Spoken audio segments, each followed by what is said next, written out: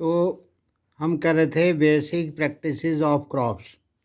तो basic practices of crops जो हैं वो उसमें why paddy can not be grown in the winter season. तो यहाँ तक हमने पढ़ लिया था, रबी क्रॉप्स और खरीफ क्रॉप्स का पढ़ लिया था।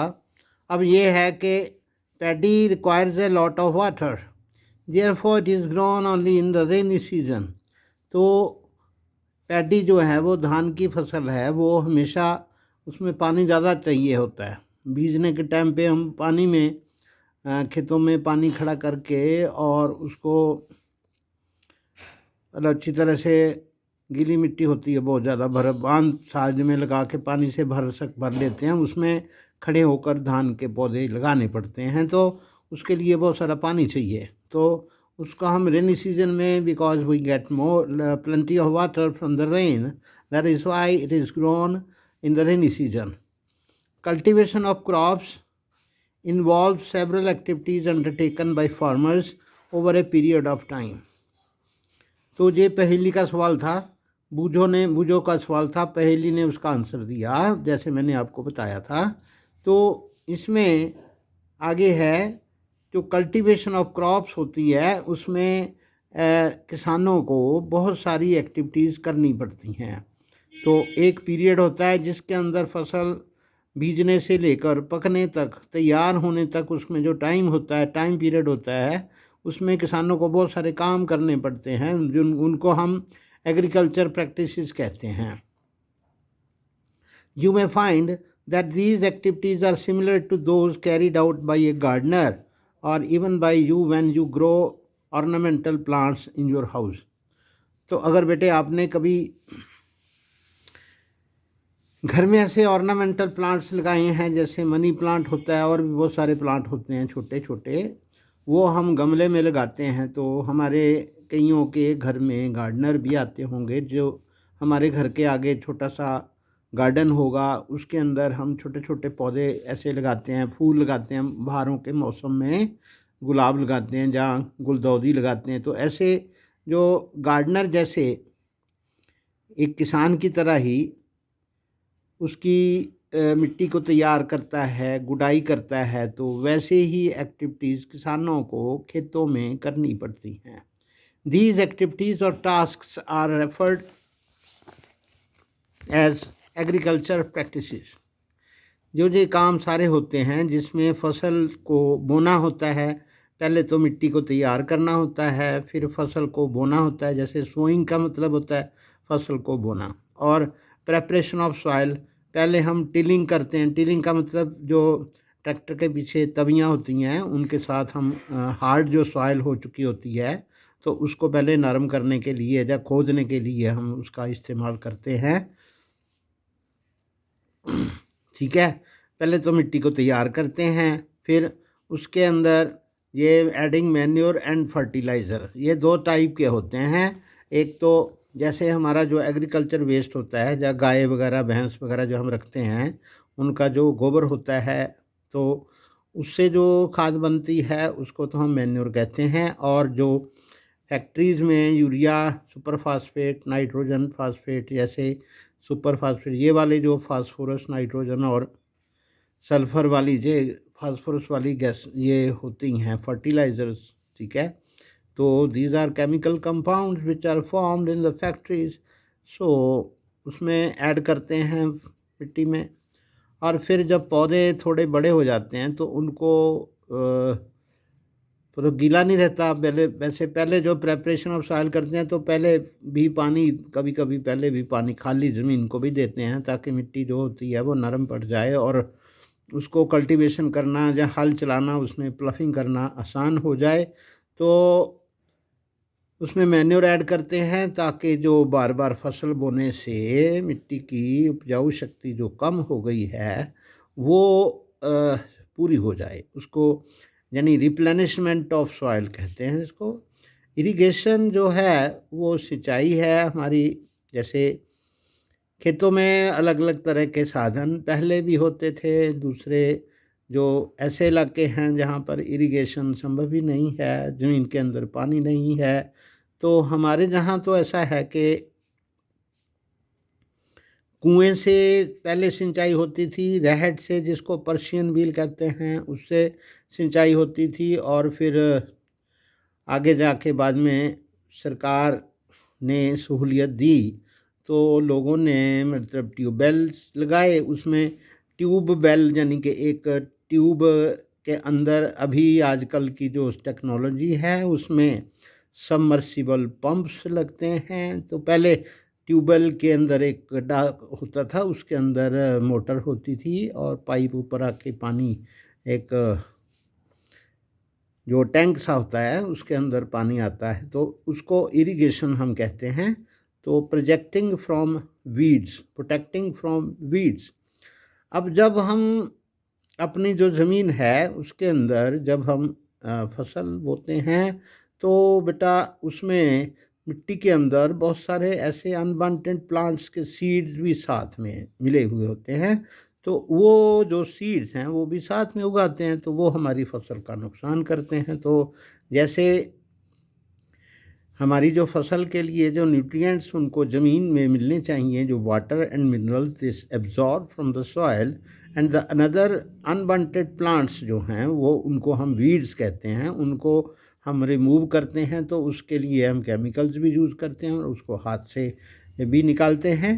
उसके बाद हमारी जो फसल है उसका हम देखभाल करना पड़ता है, पक्षियों से, दूसरी चीज़ों से, जानवरों से बाड़ लगा के या ड्रम बजा के उसको करते हैं, या फिर उसके अंदर एक स्केयर क्रो गाड़ते हैं ताकि पक्षियों को डर लगे, तो वो भी होता है। प्रोटेक्ट करते हैं फसल को जब तक वो पक नहीं जाती। उसके बाद उसका हमारा हार्वेस्टिंग का काम होता है, यानी उसको फसल को काटना और उसमें से जो दाने हैं हमारे, जैसे गेहूं में बालियां होती हैं, तो पहले तो पशुओं से किया जाता था, सब कुछ खेत में ही होता था। अभी ट्रैक्टर से भी होता है।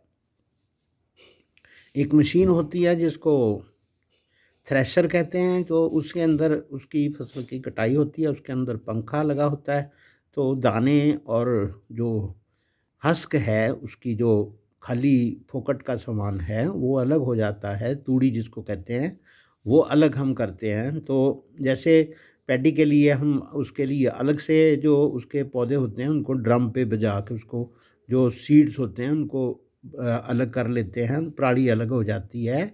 चावल धान के जो दाने होते हैं उसके छिलका उसके ऊपर होता है, तो उसको अलग कर लेते हैं, तो उसको फिर शैलर में जाके उसका छिलका बाद में उतारते हैं।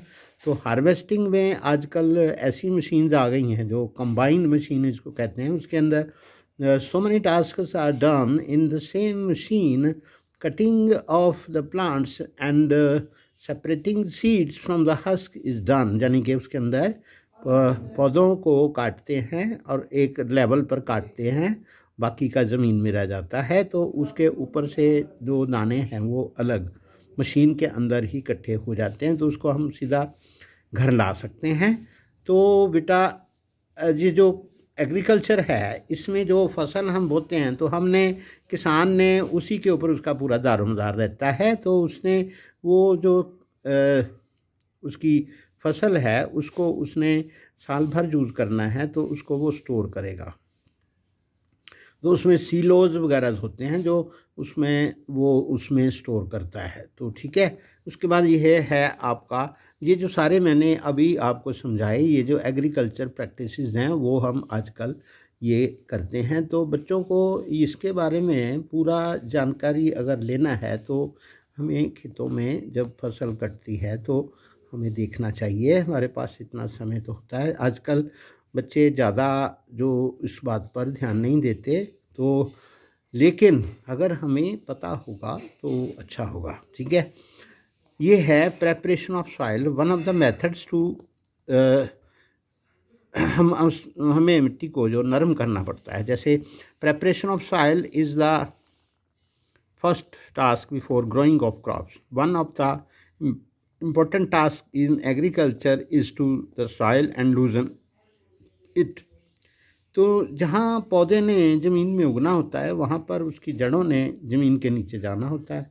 तो ज़मीन अगर सॉफ्ट होगी, नरम होगी, तो वो आसानी से जड़ें नीचे चली जाएंगी और उसके अंदर जो नमी है उसको चूस लेंगी।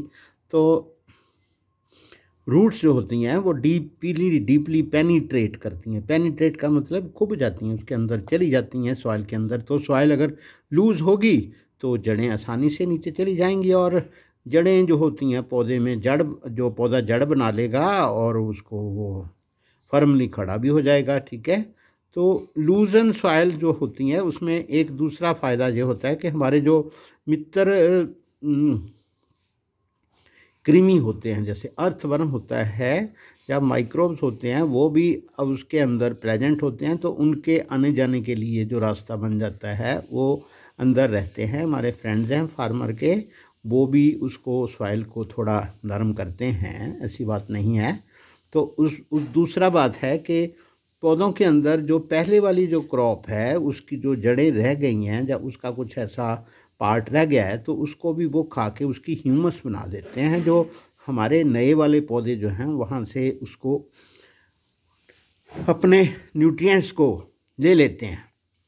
You have learnt in the previous classes that soil contains mineral water, air and some living organisms in addition to dead plants and uh, animals get decomposed by soil organism this way.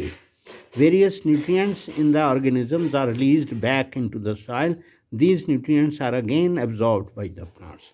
तो ऐसे मैंने अभी आपको बताया है कि जो ज़मीन के अंदर हमारे जो मित्र हैं, माइक्रोब्स हैं, जिनको डिकम्पोजर्स भी कहते हैं, वो खेतों में जो जानवर, मरे हुए जानवर होते हैं, जहाँ मरे हुए डेड प्लांट्स होते हैं, उनको वो डिकम्पोज करके सॉइल की फर्टिलिटी को बढ़ाते हैं। सॉइल के अंदर न्यूट्रिएंट्स, वही न्यूट्रिएंट्स अगर होंगे तो हमारे जो नए पौधे जो हम लगाने जा रहे हैं वो उनसे ही अपने मिनरल और वाटर वहाँ से ही लेंगे और न्यूट्रिएंट्स उनको अधिक मिलेंगे। कभी कभी हम बेटा ऐसा भी करते हैं कि कुछ ऐसी फसल होती है जिसको हम लगाते हैं तो वो जल्दी जल्दी बढ़ जाती है, थोड़ी 5 फीट की हो जाती है, तो उसको हम खेत में ही हल चला के ट्रैक्टर्स के साथ उसको ज़मीन के मिट्टी के अंदर दबा देते हैं। तो ग्रीन प्लांट्स भी उसके अंदर होते हैं, तो वो उसको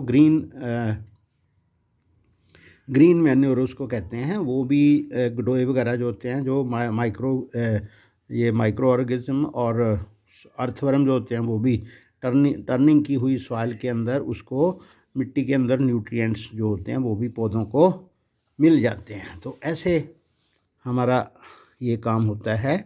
तो इसमें टिलिंग है और प्लफिंग है यूजिंग द प्लो। तो प्लोज जो है एक ऐसा टूल है, ये वुड और आयरन का बना होता है। तो पहले, आजकल तो नहीं है, पहले ऐसा होता था कि स्मॉल फार्मर जो होते हैं वो ऐसे करते हैं, बैलों से खेती करते हैं। सॉइल के अंदर जो मिट्टी के ढेले होते हैं उनको भी क्रम्प्स कहते हैं। It is necessary to break these. उसके अंदर हमारे पास एक प्लेन होता है, यानी कि एक मशीन, एक ऐसा लेवलिंग का वो होता है, वो पीछे लगा के हम उसको सुहागा मारते हैं। तो उसके बाद एग्रीकल्चर करके उसकी लेवलिंग भी करते हैं, ताकि, क्योंकि हमने फसल में बाद में उसको पानी भी देना होता है। तो पौधे, ऐसा तो नहीं होना चाहिए कि एक तरफ के पौधे जो है उनको पानी, ज़मीन ऊंची होने की वजह से चढ़े ना, तो उसको लेवलिंग भी करना पड़ता है। उसको लेवलर कहते हैं। Sometimes manure is added to the before tilling करने से पहले और प्लफिंग करने से पहले भी कभी कभी खाद डालते हैं। This helps in proper mixing of manure and soil. The soil is moistured before sowing, यानी कि बीजने से पहले ही हम मिट्टी को कर देते हैं, यानी कि नरम कर देते हैं। और ऐसा ये आपको मतलब मैंने बताया है।